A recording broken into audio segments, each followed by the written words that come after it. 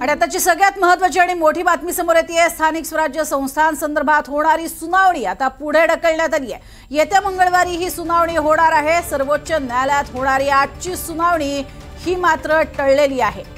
आपण बघतोय आगामी काळामध्ये होणाऱ्या निवडणुकांमध्ये जे 50% आरक्षणाची मर्यादा आहे ती तब्बल 20 जिल्ह्यांनी ओलांडलेली आहे आणि म्हणूनच न्यायालयाने फटकारलेलं होतं। त्यावरची आजची सुनावणी पुढे ढकलण्यात आली आहे। अधिक माहिती घेऊयात आमचे प्रतिनिधी रामराजे शिंदे यांच्याकडनं। रामराजे, सुनावणी पुढे ढकलण्यामागचं प्रमुख कारण काय आणि अर्थातच याचा कशा पद्धतीने परिणाम आगामी निवडणुकांवर होऊ शकतो?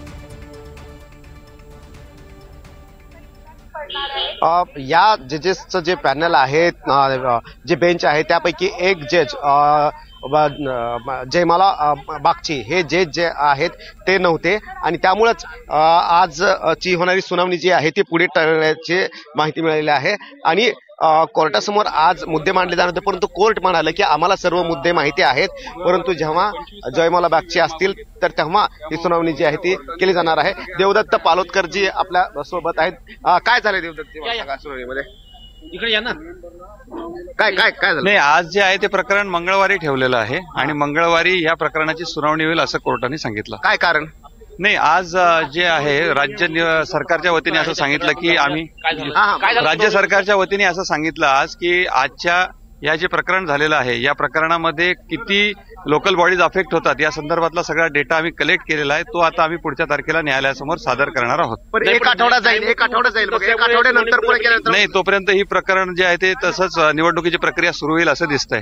अच्छा, पण मग जिल्हा परिषदेच्या वगैरे ज्या निवडणूक आहेत त्या वेळेत थांबायला सांगितलेलं आहे। त्यासाठी थांबायला सांगितलं आहे म्हणजे जिल्हा परिषद नाही, तोपर्यंत थांबतो असं ते राज्य निवडणूक आयोगाच्या वतीने आज सांगितलं। 2 दिवसांसाठी मंगळवारपर्यंत होणार नाही, मंगळवारपर्यंत घोषणा होणार नाही जिल्हा परिषद निवडणुकीच्या। मंगळवार आता न्यायाधीश उपस्थित नसल्यामुळे असे नाही आज मी येऊ का बोला। आज जी सुनावणी पार पडली सर्वोच्च न्यायालयासमोर, आज सर्वोच्च न्यायालयासमोर तुषार मेहता साहेब जे आहेत सॉलिसिटर जनरल, त्यांनी असं सबमिशन केलं की या सगळ्या प्रकरणामध्ये मंगळवारपर्यंतचा वेळ देण्यात यावा, कारण मंगळवारपर्यंत या संदर्भात किती लोकल बॉडीजचे जे इलेक्शन्स आहेत तर ते प्रलंबित आहेत, कितीची आता प्रक्रिया सुरू झालेली आहे, या सगळ्याचा विस्तृत अहवाल आम्ही मंगळवारपर्यंत न्यायालयासमोर सादर करतो। त्यानंतर आज राज्य निवडणूक आयोगाच्या वतीने जे वकील हजर होते सिनियर ॲडव्होकेट, तर त्यांनी असं सांगितलं की अजून महानगरपालिका आणि जिल्हा परिषद वगैरे ज्या इतर त्यांनी फक्त महानगरपालिकेचाच त्यावेळेस उल्लेख केला, पण ऍक्च्युअली जिल्हा परिषदेचं सुद्धा अजून नोटिफिकेशन झालेलं नाहीये। त्यांनी सांगितलं की काही लोकल बॉडीजचं नोटिफिकेशन अजून जाहीर झालेलं नाही, तर तोपर्यंत राज्य निवडणूक आयोगाच्या वकिलांना आम्ही विनंती करतो की त्यांनी निवडणुकीचं नोटिफिकेशन काढण्यासाठी थांबावं।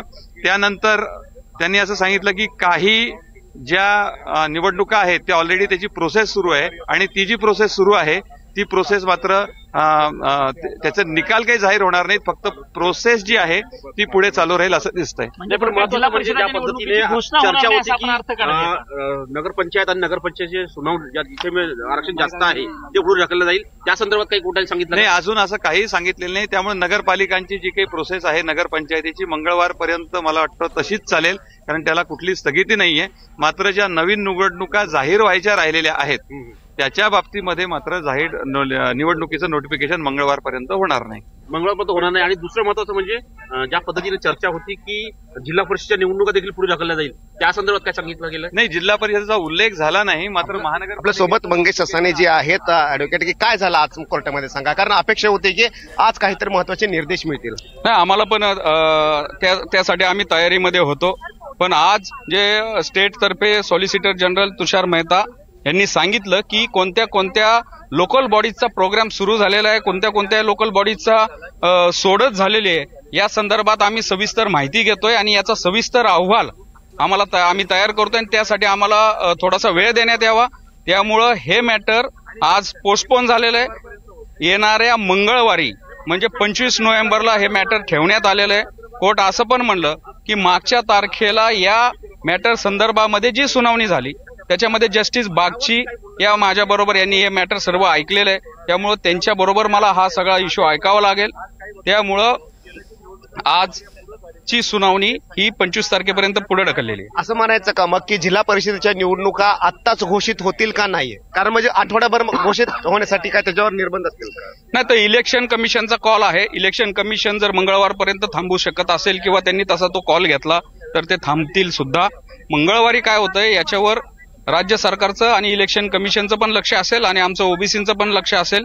याच्यामध्ये काही याचिकाकर्त्यांनी असं म्हणले की आम्ही आरक्षणाला विरोध करतोय, पण आता काही स्थानिक स्वराज्य संस्थेचा फॉर्म विड्रॉ करायचे डेट 1-2 दिवसात आहे. पण कोर्ट म्हणलं त्याचे काही परिणाम होतील त्याला आम्ही खंबीर आहोत, आम्ही जबाबदार आहोत, ते आम्ही ठरवू. बरं, पण मग जिल्हा परिषदेच्या निवडणुकीच्या संदर्भामध्ये राज्य सरकारनं काही आश्वासन दिलेलं आहे का कोर्टामध्ये की या जोपर्यंत सुप्रीम कोर्टामध्ये यावर निर्देश मिळत नाही तोपर्यंत थांबवले जातील किंवा घेतल्या जाणार नाही? नाही, असं कोणत्याही प्रकारचे निर्देश राज्य सरकारने दिले नाही. कोणत्याही प्रकारचं अशी मांडणी आज राज्य सरकारने किंवा इलेक्शन कमिशनने केलेली नाही.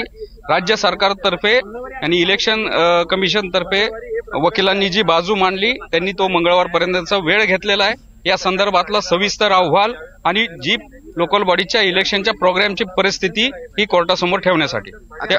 पण 2 दिवसाचा अवधी दिला होता राज्य सरकारला की हे सगळे आकडेवारी गोळा करण्यासाठी. अजून मिळाले नाही का? किंवा जर आकडेवारी जर दिली असेल तर कोणकोणत्या जिल्हा परिषदा, नगरपालिका, महापालिकेमध्ये हे आरक्षण एक्सीड होते, काय माहिती दिली का? नाही, त्याचसाठीच आता काही पेटिशनर्सनी याबाबत निदर्शनास आणून दिले. धुळ्यामध्ये कुठेतरी 50% ब्रीच झालेला आहे. अशा काय 7-8 स्थानिक स्वराज्य संस्था आहे. तर या संदर्भामध्ये जो प्रोग्राम चालू केलेला आहे आणि आरक्षणची लॉटरी जी सोडत जी केलेली आहे त्या संदर्भामध्ये माहिती आम्ही घेतोय असं तुषार मेहतांनी सांगितलं आणि याचा सविस्तर अहवाल आम्ही मंगळवारी सादर करू. हा, यासाठी आजची सुनावणी पुढे ढकलण्यात. 1 आठवड्यानं ही सुनावणी पुढे जाणं म्हणजेच की कुठेतरी पुढची जी निवडणुकीची प्रक्रिया आहे त्याच्यावर परिणाम होऊ शकतो का? नाही, नक्कीच होऊ शकतो. नवीन कुठला निवडणुकीचा प्रोग्राम जाहीर करण्यासाठी कुठेतरी थांबावं लागेल असं आम्हाला वाटतंय. हा इलेक्शन कमिशनचा कॉल आहे. आम्ही आमची ओबीसीची बाजू मांडण्यासाठी इथं आलो होतो, पण सुनावणी पुढे ढकलण्यात आली. इलेक्शन कमिशन पण आज पार्टी होतं, त्याच्या इलेक्शन कमिशनकडून काय सांगण्यात आलंय का? हा, इलेक्शन कमिशन कडून हेच सांगण्यात आलं की जे स्टेटनी जी भूमिका घेतलेली आहे त्याच्याशी आम्ही सहमत आहोत. आम्ही या संदर्भामध्ये माहिती घेऊन डिटेल आमचा अहवाल आम्ही सादर करणार आहोत. त्यामुळे आम्हाला वेळ देण्यात यावा, त्यावर सर्वांचं एकमत झालं. कोर्टाने सांगितलं की आमचा हा वेगळा 3 जजचा बेंच आहे. मागच्या सुनावणीला जस्टिस बागची माझ्याबरोबर होत्या. त्यांनी याच याचिके संदर्भामध्ये याचिकाकर्त्यांचं म्हणणं ऐकलेलं आहे. याच्यामध्ये एकानी कंटेम्प्ट पिटिशन पण केली, त्यांचं पण ते म्हणणं होतं. तर त्यामुळे कोर्ट म्हणलं की हे सगळं आपण 25 तारखेला मंगळवारी आपण ऐकू. 10:30 वाजता तुम्ही आमच्या लक्षात आणून द्या आणि त्यानंतर आपण एक वेळ ठरवू.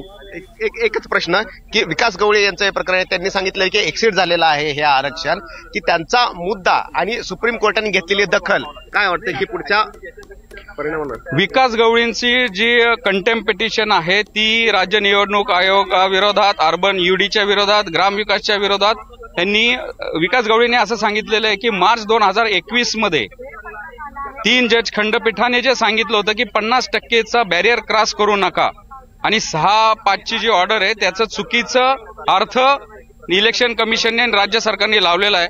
त्यामुळे त्यांच्यावर कंटेम्प्ट ऑफ कोर्ट करा असं विकास गवळींचं म्हणणं आहे. 50%चा ब्रीच करू नका असं विकास गवळींच्या कंटेम्प्ट पिटिशनमध्ये त्यांचं म्हणणं आहे आणि ते मंगळवारी सुनावणीला येईल. ओबीसीची चिंता कोणाला? ओबीसीची चिंता ओबीसीलाच आहे असं आम्ही समजतो आणि राज्य सरकारने चिंता करावी अशी अपेक्षा पण आम्ही व्यक्त करतो. या महाराष्ट्रामध्ये ओबीसी मंत्रिमंडळ उपसमिती आहे, याचे अध्यक्ष चंद्रशेखर बावनकुळे आहेत. पण मला वाटत नाही की ते या सगळं प्रकरणामध्ये ओबीसीच्या राजकीय आरक्षणाच्या भवितव्यामध्ये लक्ष घालतात. तर आपल्या चॅनलच्या माध्यमातून आम्ही त्यांना आव्हान करतो, तुम्ही जर या समितीचे अध्यक्ष आहात तर हे आरक्षण गेलं नाही पाहिजे.